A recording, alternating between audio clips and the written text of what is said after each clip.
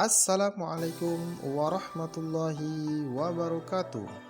Kembali lagi dengan saya Rizan di sini, calon guru penggerak angkatan 11 kelas 39 dari Kota Batam, Provinsi Kepulauan Riau, dengan fasilitator Bapak Hartono dan pengajar praktek Bapak Yulianto. Berikut adalah jurnal refleksi dwi mingguan saya di modul 2.1 mengenai pembelajaran berdiferensiasi.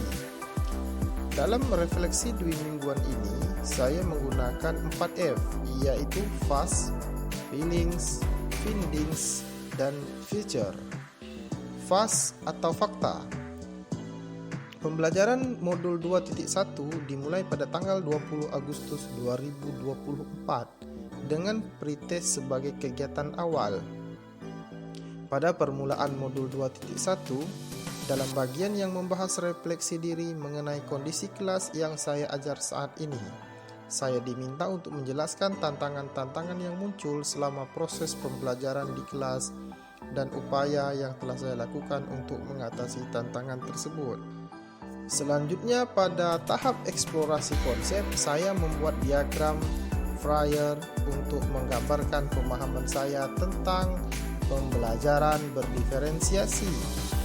Dalam ruang kolaborasi yang dipandu oleh Bapak Hartono sebagai fasilitator, saya bergabung dengan dua rekan CGP lainnya untuk menganalisis sebuah kasus di SMP. Dari analisis tersebut, kami menyimpulkan bahwa Pak Dudidam telah melaksanakan pembelajaran berdiferensiasi dengan sangat baik dan lengkap. Saat demonstrasi konseptual, saya menyusun RPP untuk pembelajaran berdiferensiasi dalam mata pelajaran Pendidikan Agama Islam dan Budi Pekerti. Dalam sesi elaborasi, saya sangat bersyukur karena mendapat panduan yang sangat jelas dari instruktur yang luar biasa, Bapak Omotrando Sihombing. Beliau memberikan gambaran yang sangat terperinci tentang penerapan pembelajaran berdiferensiasi di kelas.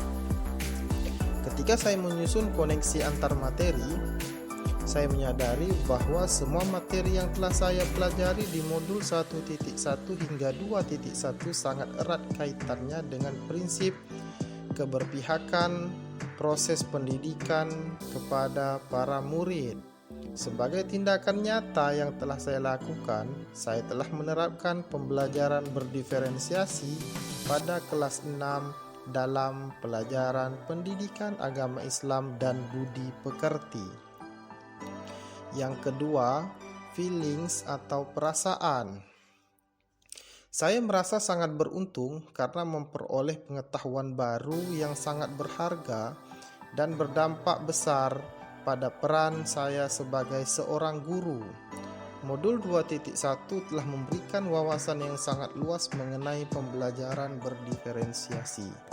Di dalam modul ini, saya meraih pemahaman yang luar biasa mengenai konsep baru yang mendorong semangat saya dalam menerapkan semua yang telah saya pelajari.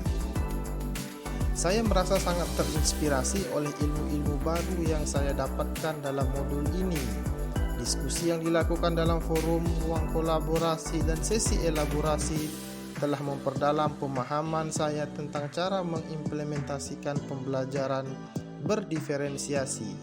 Saya berharap bahwa dengan pemahaman ini saya dapat konsisten dalam menjalankan pembelajaran yang berfokus pada kepentingan siswa. Yang ketiga, findings atau pembelajaran. Pembelajaran berdiferensiasi merupakan usaha guru untuk menyesuaikan proses pembelajaran di kelas demi memenuhi kebutuhan belajar individu murid. Menurut Tomlinson 1999 halaman 14. Dalam kelas yang menerapkan pembelajaran berdiferensiasi, guru secara konsisten berupaya merespon kebutuhan belajar murid.